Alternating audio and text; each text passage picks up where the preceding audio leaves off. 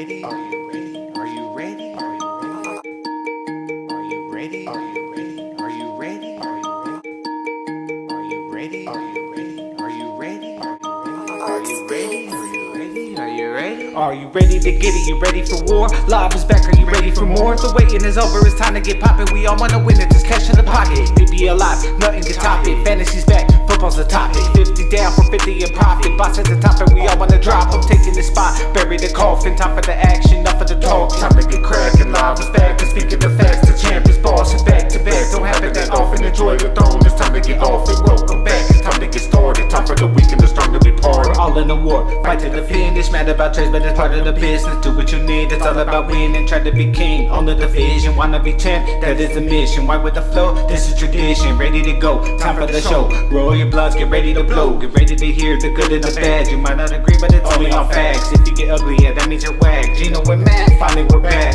Analyzing and sharing the stats, giving opinions and checking the facts. Keep it six, built to the draft. A league of 10, let's see who get last. If your team stinks, it belongs in the trash. Race to the end, try not to crash. No one agrees, all of us clash. Something like Titan, Spider gets smashed. You better contend if you wanna be champ. If you won't pay attention, you don't have a chance. No chance to win if you don't have a plan. Get a chance at the shit, better win if you can. Yeah, PPL is back, I hope you're ready.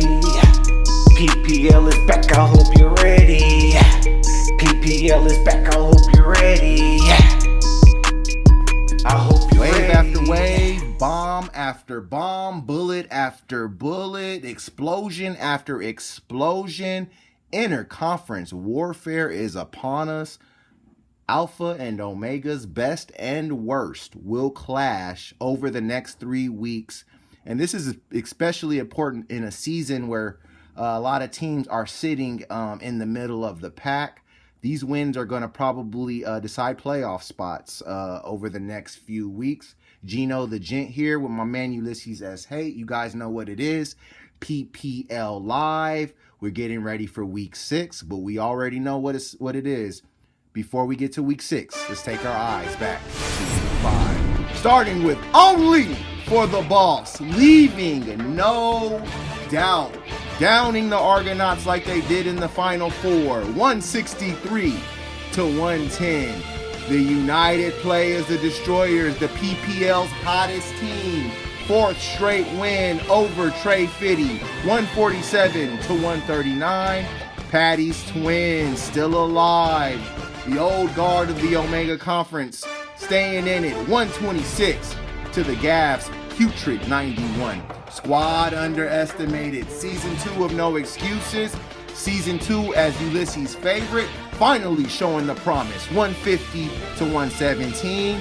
And the Skulls finally get back to being the team we expected them to be. Huge win in the Omega Conference over ATG. 143 to 128. Alrighty, PPLers, now we're going to go into our fantasy trends presented by Snickers, final standings projection. Starting at number 10, the Baby Gas team. At 9, surprisingly, whoa, what are they thinking? Ulysses, did you call Snickers? We got the United Players, the Destroyers. At 8, we've got I Need About Trey Fitty. 7, the Gaff Attack. At 6, we got Appease the Gods. 5, if somebody falls, someone's got to climb. Patty's Twins. At 4, Snickers still believes in the Argonauts. 3, the Skulls. 2, Only for the Boss. And at 1, Squad underestimated, getting it done. Man, what do you think of these projections? Well, I mean, you know, I've got my fair amount of hatred for the UP. And I mean, I think I know what Snickers is saying here, that maybe what we're seeing in the rankings is not what's going to pan out in the playoffs. And I think what it's more than anything saying is that only one Omega team's going to win and be able to get into the playoffs. Wow. I mean, maybe a second we'll get into the losers bracket. Play-in game situation. Right. But right now, I'm seeing only one real discrepancy is only for the boss should be number one. Agreed. The best team by far should be front running. Yeah. Head and shoulders. Only for the boss is showing. 4 leave no doubts in 5 weeks. I don't think even the Argonauts, with all their records, have ever done anything like that. So give only for the boss the respect he deserves. He should be number one, and he's beating the number one team. But that being said, hey, that is what it is. Now it's your turn, Ulysses. You tell me what you think of the PPL. Give me your good, your bad, and your ugly, brother. Well, it's got to be, I mean, you hit it, man. Only for the boss. I've given it to him several times this season. I mean, but you look at it like everywhere. Yeah. I mean, he's getting it done everywhere. Scoring almost 100 more points than the next highest team. Right now, that's squad.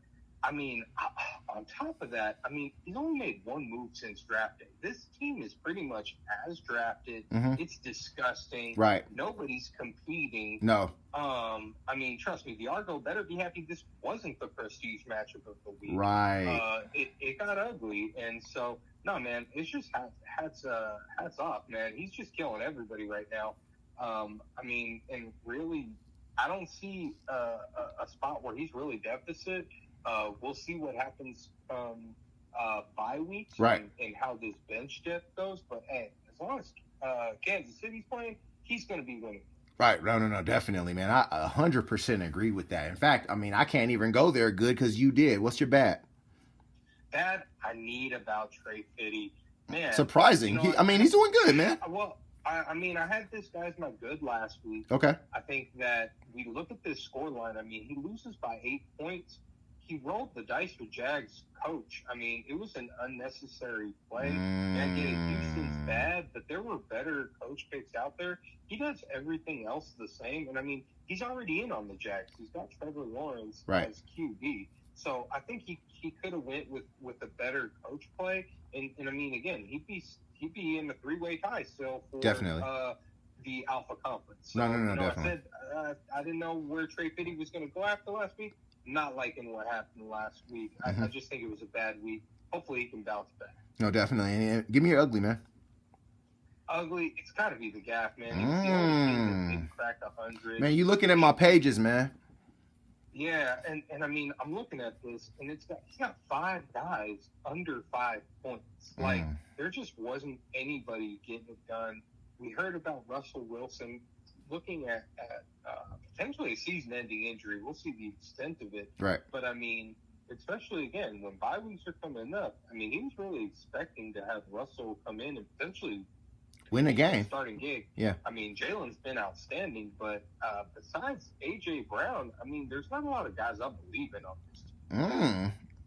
I mean, that's tough, man. All right, man. So my good for this week, I got to go to the PPL's finest. Backs against the wall, came out swinging and got 2 huge wins in back-to-back weeks. I felt like this was just as big a win, if not bigger, just based on the fact that, hey, it's the GAF, it's the Omega Conference, and the Twins needed it and they got it. Remember, this is a team that's very, very proud, a team that is the defending Omega Conference champions, and a team that, I mean, sounded very humbled Sunday morning after that Packer game.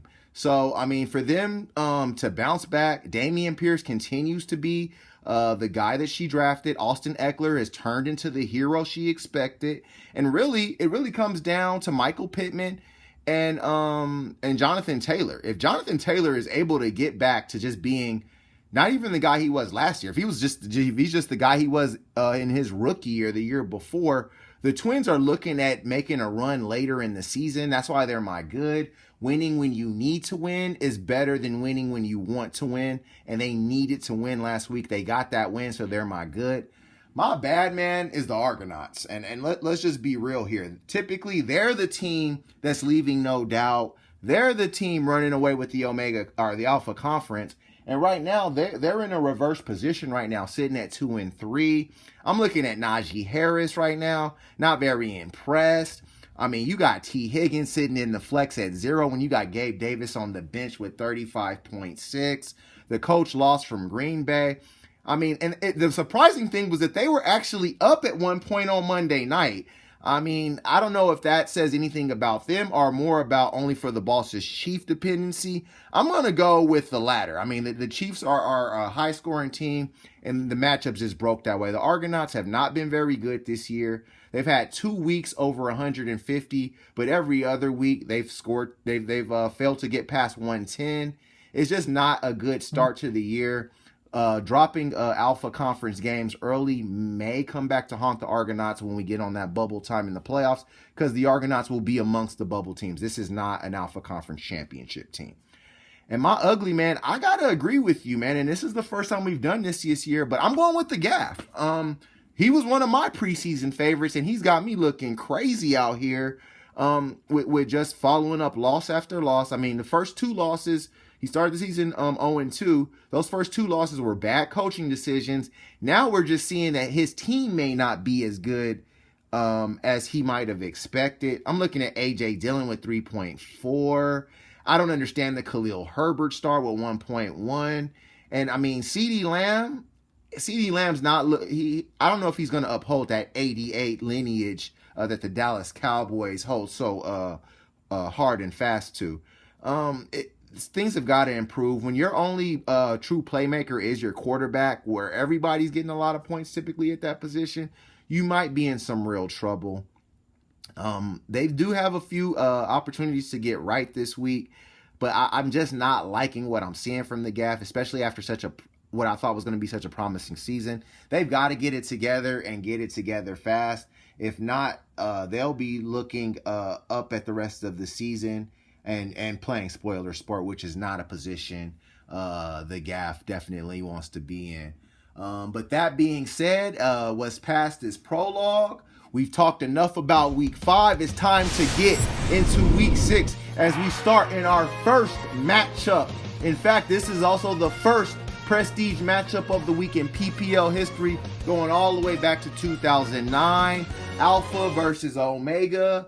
League founders, we got the Argonauts taking on Appease the Gods. All right, man, so here we are. Both of these teams started the season, well, the Argonauts started the season off with a big splash with a huge win. ATG started the season off at 2-0. Now these two teams find themselves both under 500 with rosters that you would expect to have better records, man. What do you think? We got Herbert going against Lamar Jackson. Obviously, Herbert gets the Monday night deal, but Lamar gets those New York Giants in a sweet matchup. What do you think of this one? A lot of stars: Evans, Jefferson, Cook, and Mixon. What do you think of this one? Argo, Appease the Gods. Yeah, I mean, this one has fireworks written all over it. I'm really excited for this. And I think, this is an instance where I think, again, bye weeks come into play here. Right. I've got to appease the gods primarily because of that. Okay. You mentioned it. The Argos have struggled to consistently maintain a high scoreline. Right. When they have, Devontae Adams has been a major factor. Okay. He's not going to be in the lineup this week. You said it, man. Pittsburgh is struggling, and that's definitely impacting Najee workload. I think Miami has the potential to potentially slow down this Minnesota attack. Dalvin Cook, Justin Jefferson, a lot of inconsistent play. Yeah. But we'll see what we get out of T. Higgins, man. I mean, last week got the dub. Gabe Davis, too, a guy that put up crazy stats week 1 and week 5. Yeah. 2, 3, and 4. He was on the bench for a reason. Right. And so inconsistency there. And I mean, hey, maybe he's got this coach Packers against the Jets. We saw what happened. I called the Giants winning that game last week. I don't think that the Jets are going to win, but I don't know how confident I'd be just because that offense really can't get going. And, coaching is starting to get questionable for me. That franchise is really bought into Aaron Rodgers, but I mean, again, there's deficits all around on that team. Right. Other side, it's just matchups. I mean, Lamar's playing the Giants. Mm-hmm. Joe Mixon's playing New Orleans. Yeah. Jeff Wilson Jr. is playing Atlanta. Mike Evans playing Pittsburgh. Matchups are there. I've seen a lot of favorable matchups. Montgomery's going against Washington. I mean, Patriots pitched a shutout last week. I mean, Cleveland's a much better offense. I think that a lot can go on, but hey. Jacoby Brissett used to play for the Patriots, so I'm pretty sure Bill Belichick knows how to shut that down. Right. And I like the Rams over Carolina. Definitely. So I think both teams need to bounce back, and none harder than Appease the Gods, longest losing streak in the PPL. Right. But I think that they have a square opportunity with, again, Argo's one of their main weapons on the bench. Yeah. I've got Appease the Gods going 128 to the Argos 121. Okay. This is a tougher one to pick, but we got to just base it on matchups at this point. Typically, I would go with just Argonaut dominance, but there's been, I mean, when they're winning, it is dominant, but when they're not winning, it's very far from it. I'm just looking at the matchups here. Justin Herbert has a pretty tough Denver defense coming in on Monday night. Now, it is a Monday night game. Herbert could steal the show and steal the win for the Argonauts, but that Denver defense is going to try to keep it low scoring because of the offensive struggles they've been having. I'm with you on Najee, man. Not impressed so far with what we've seen. The workload hasn't been there because they're falling behind so quickly. And I thought Kenny Pickett would be a kind of an upgrade, but they got tested very quickly against that Bills defense, and it didn't look good. I'm looking at Dalvin Cook and Justin Jefferson. Both had huge weeks. They typically both don't go for huge weeks. And so for the Argonauts to lose a week that they both had really good games might spell disaster even in following weeks. On ATG's side, man, I'm loving Lamar. He's in for a bounce back game. He's been quiet. Typically when Lamar's quiet, that means an explosion's coming. I think the explosion could come all over those New York Giants because they're already kind of feeling themselves after that game in London. I expect them to maybe be in for a letdown kind of game. I like Joe Mixon against New Orleans, but New Orleans defense is grimy like they are down there in the dirty South, so they might be able to slow Joe down. But it comes back to Jeff Wilson Jr. Finally, he looked like what a 49er running back's supposed to look like, running hard, scoring big plays, and busting long runs. And if they can continue that, and if they can get him involved, they started to show a little bit of a screen game, something that's been missing in San Francisco. If they start using a little bit of that screen game and Jeff gets involved in that, it should be a big windfall for them, especially against an Atlanta team that Kyle Shanahan wants to beat. I like Mike Evans against Pittsburgh. I love Devonta Smith against Dallas on Sunday night. I expect actually that game to actually get a little more high scoring than some might expect. And then obviously Andrews is going to be connecting with Lamar. On the Argonaut side, things are just disjointed right now. No Devontae Adams, who's on the bye. T. Higgins injury situation really cost them last week. And I don't expect Gabe Davis to go for another 35.6. I also have Appease the Gods getting this one in more of a low-scoring kind of game. I got ATG winning this one 119 to the Argonauts 112. And moving on to our next matchup, we go into a matchup of two teams trying to make the name for themselves. The Twins obviously trying to renew that name. Squad trying to make that name for the first time. We got Squad Underestimated going up against Patty's Twins. All right, man. So on paper, this matchup looks like a runaway for Squad Underestimated. It doesn't even look like Patty's Twins should show up. Obviously, Patty's Twins is filled with heroes of the past, and Squad Underestimated is trying to resurge with their guys. What do you think of this one? I mean, I'm down with what's on paper. Okay. I've got Squad in a leave no doubt performance. You look at his lineup, and again, at this point in the season, we're starting to see who these guys are. He's got all but one guy in the lineup in the top 10 of their position. Okay. Kyler's starting slow, but he's getting the point accumulation. Saquon's my runner-up for off-season acquisition of the year, right behind Justin Jefferson. Okay. McCaffrey, I mean, again, it's not looking as flashy, but he's still getting it. Volumes there. Tyreek's been less affected by the Tua injury than any of the other wide receivers. Right. Gerald Everett, man, I'm really impressed with that free agent, or I should say waiver wire accusation. It's not paid dividends yet for them. Had Kyle Pitts. Yeah. He's going away from him, and I think he's making the right call. I mean, Gerald Everett looks like a guy that could be, and every week just lock pick. And the Bucs coach is going to win at Pittsburgh. Pittsburgh is terrible right now. And for the 49ers, they just have everything this week. I look at the other side, man. Aaron Rodgers, what was going on that last drive? Again, you said it. Twins were despondent about that. Eckler, I mean, again, he could have another huge week against Denver.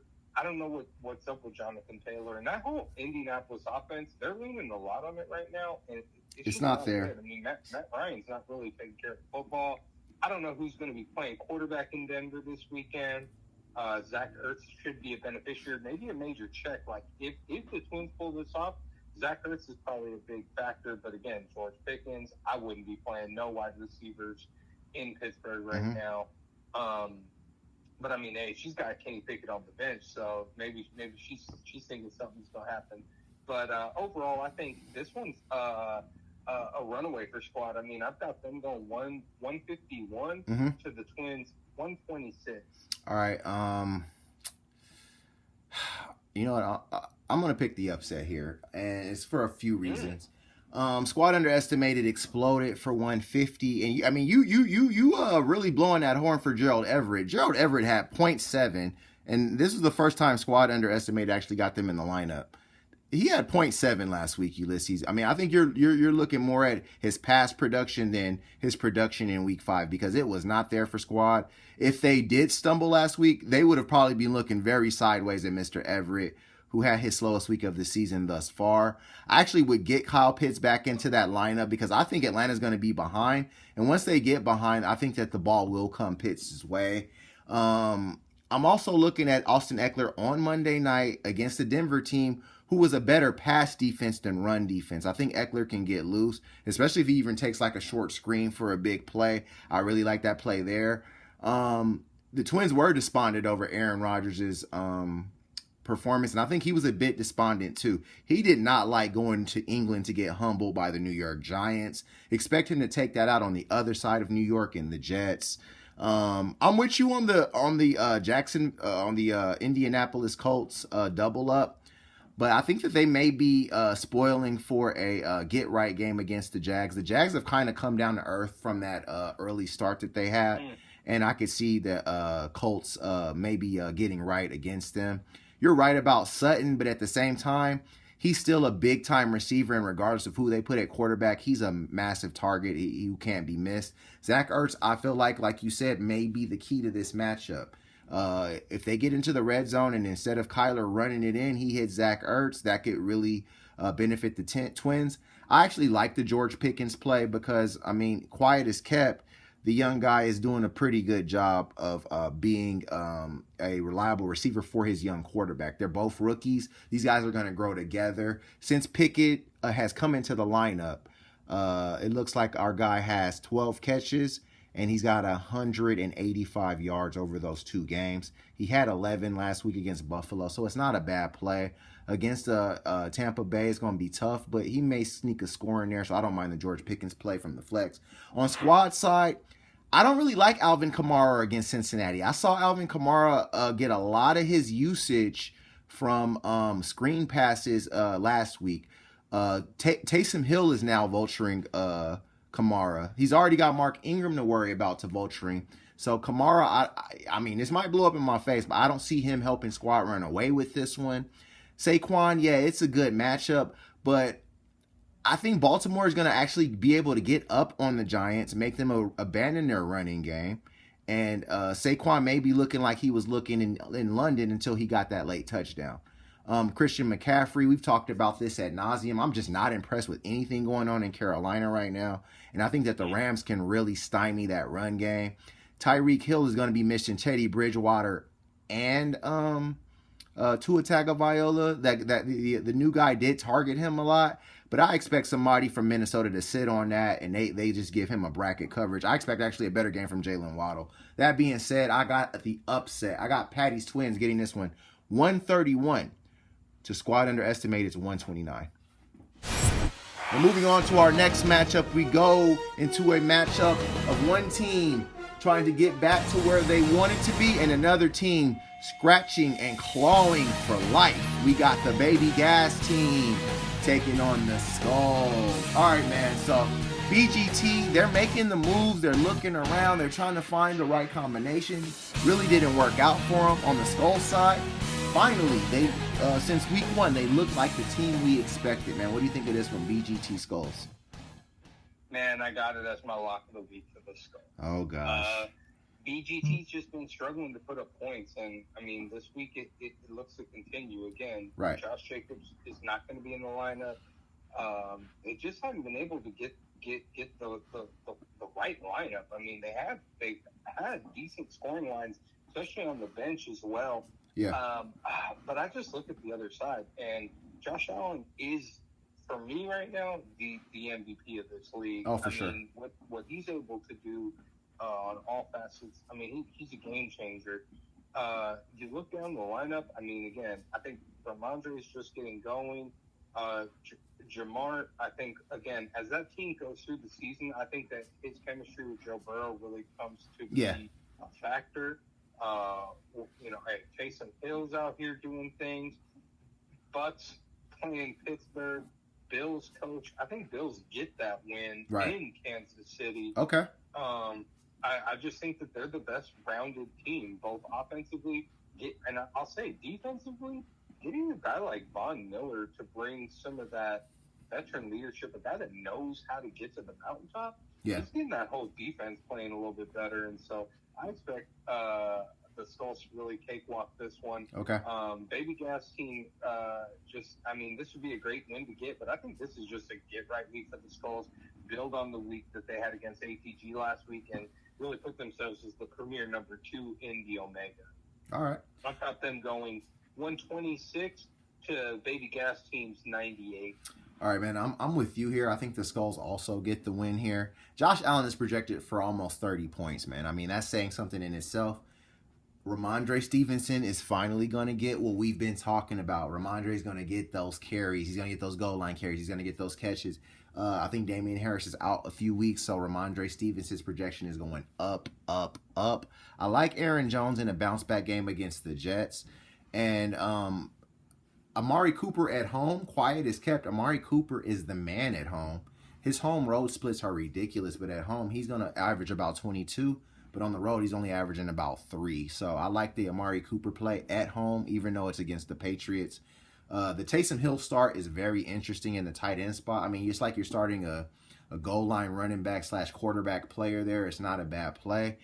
On BGT side, I love Joe Burrow. And that's about it because Josh Jacobs is going to be on a bye. I do like Clyde Edwards-Helaire. But the receivers have not come up for this team, and it's really cost them this season. See last week's game.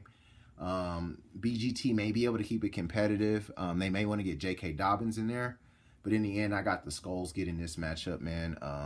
129. Or excuse me, no. I'm going to go even bigger than that. They're going to go like 140 to BGT. And moving on to our next matchup, we go into a huge mismatch. I mean, two teams whose records you would think were inversed at this point. But no, that's just how the PPL is. We got the new guy, I Need About Trey Fitty, taking on a PPL original, the Gaff Attack. All right, man, I mentioned it, man. The Gaff is 1-4, Trey Fitty is 3-2. If you would have told me that these two teams' records without giving me the name of the teams, I would have expected the Gaff to be 3-2 and Trey Fitty to be 1-4. Kirk Cousins haunting the Viking fan, the Gaff. Going up against Jalen Hurts, the superstar, the new superstar of 2022, man. What do you think of this matchup? The Gaff and Jalen Hurts taking on Trey Fitty and Kirk Cousins. Yeah, I mean, my initial inclination is to go with Trey Fitty. Okay. I mean, just looking at the lineup, some of the matchups, I start to then lean a little bit more towards Philadelphia. Okay. And what the Gaff has with them. I'm with you. I think that Dallas Philly game is going to be high scoring. Obviously, Jalen Hurts, A.J. Brown are going to be major factors. On the other side, you got the Cowboys D. So, I mean, I need about Trey Fitty saying, no, I think Dallas is going to get this. Of course. If they do, right. I mean, that one matchup may be pretty telling for how this goes. Okay. But this is where I start to question myself. A.J. Dillon, not really consistent. Kenneth Walker Jr., new addition with Rashad Penny out. Right. I mean, outside of those guys, I mean, you were saying about CeeDee Lamb. He's got a rock-solid defense. Again, Eagles coach, if they lose that matchup, I was impressed with Dallas last week with what they were able to do with, Yellow Rams, I think that it's an intriguing matchup. You know, I think it's going to be probably one of the better games of the week to watch. And then again, Kirk Cousins should do it. Leonard Fournette, former Gap Attack, I mean, really balling out this season. Yeah, so should have kept him, man. Should have kept him. Yeah, man. Breece Hall's really getting into the groove. You're really starting to see this team gel. I mean, you look at this team. I mean, he's got almost everybody is in the top 15 at their position. Right. I mean, so I mean, again, I go back and forth on this one, but just luck has not been with the Gap, and so someone just tells me that Dallas is probably going to get it. Dallas will get it in a high scoring. That defense will hurt, but it won't necessarily matter. Okay. You mentioned Waddle gets in the game. I've got a need about Trey Fitty bouncing back, being competitive in alpha, and I've got him going 136 to the Gap's 124. All right, man. I'm going the other way. Just like I called the Gaff for a down tick in points because of the big week he had the week before in a loss. I think that he clips back up to a very respectable total. And I think Trey Fitty might have played over their head a little bit last week, and they may be dropping back down to earth a little bit. I am looking at that Jalen Hurts Dallas matchup, Eagles-Dallas. The Gaff does have a lot of eggs in that basket, man. But at the end of the day, I expect Philly to win, and I expect Philly to win in style. I think Jalen and A.J. Brown both have big nights at home on Sunday night against Dallas, and that also will help the Gaff's coach. They've gone with the only for the boss approach, but they're using the Eagles instead of the Chiefs. It's a somewhat flawed approach because nothing's going to beat Mahomes, Kelsey, and Chiefs coach as a combination. Even Hurts and A.J. Brown aren't that good. I do like A.J. Dillon. I like the running game for the Packers to have a big statement week against the Jets at home. That last game, although it looked like a home game on paper, that game was in London. I think that them getting back to Lambeau will help them recharge, and they're going to want to get a win against the team after they felt like they gave one away. I saw Kenneth Walker break, I believe it was a 60-something, 70-something yard touchdown run. It looked real nice once Rashad Penny got up out of there. Walker showed his explosiveness. And, I mean, basically there's no competition for carries there. The Seahawks are actually looking like a competent offense this season, led by GENO Smith and DK Metcalf. So I don't hate that, and I like the DK Metcalf play. Arizona's defense has nothing that can stop those two players. And the Gaff may be able to use the Seahawks and the Eagles to really set themselves out ahead in this matchup. I'm not feeling CeeDee Lamb, but at the same time, hey, at least you got somebody on the other side of that Dallas matchup. On Trey Fitty's side, Leonard Fournette, like I said, Leonard Fournette was a great first pick. That was a pick that they had to nail, and they were able to do it. He's now sitting in the top 10 at the position. And it shows, even if the guy's not getting run, he's going to catch a boatload of passes, and he's going to potentially score. Breece Hall, he's starting to look like the rookie running back that was pumped up in the preseason. I was not high on him coming into the season, but he's starting to show that he is that guy. But the matchup isn't the greatest against Green Bay at Lambeau. I think that they can maybe slow Breece down a little bit. I like Hollywood Brown in his last appearance as the number one because Hopkins will be back soon. Godwin's dealing with another injury. Waddle's down to his third-string quarterback. I know I held that against Hill and said Waddle would have a better day, but even a better day doesn't mean a great day. In the end, I think that the Gaff finds a way to stay alive in the PPL, and he gets by in this one. I got the Gaff going 114 to Trey Fitty's 109. And moving on to the prestige matchup of the week. We got a big one brewing. We got the hottest team in the PPL taking on the hands-down best team in the PPL. We've got Alphas only for the boss taking on Omegas, the United Playas, the Destroyers. All right, man, so this matchup has a lot of studs. Patrick Mahomes and Tom Brady. We got our boy Mike Williams going up against Deebo Samuel. Cooper Kupp, Travis Kelce, man. What do you think of this matchup? Boss, United Players. I've got the boss in a runaway. Okay. And it just comes down to this. I mean, UP is devastated by 5 weeks. Yeah. And right now, we're seeing what their lack of running back depth is going to do to them. They currently don't have enough running backs on their lineup to fully field the team. They're going to have to figure something out, yeah. Yeah, they're going to have to go into free agency. They're also going to have to figure out a different coach. So I don't really know what to make of it, but as right now, the UP's not sporting a strong lineup. At all. Look at the other side, full strength for the Boss. A Right. team that, again, these are the two highest scoring teams in the league through 5 weeks. He's averaging 20 points more a week than the second best team. So Right. I just really don't see them at full strength, barring an injury, barring us getting to bye weeks, really getting slowed up. I've got only for the Boss really comfortably winning this one, 139 to the United Players, 105. All right. I mean, it's a little harder to pick this one without seeing what the United Players can do, but I think you made a very interesting point. What the hell can they do? I mean, you're not going to find a running back in free agency. You know what? Let me stop because you never know. But I doubt that they'll find a running back in free agency that's going to give them a big week. I do like Tom Brady's matchup with Pittsburgh. Let me make sure I clarify that. And I do like Kareem Hunt as a spell. Like I said, I think that they're gonna try to expand and get Kareem a few more touches because Nick Chubb's just running nuts this season, and that's gonna really benefit only for the Boss in this matchup. Now the Patriots will have a game plan to slow down the running game, but at the same time, I don't think a game plan matters against Nick Chubb right now. You talked about Justin Jefferson and Saquon Barkley being the trade of the offseason.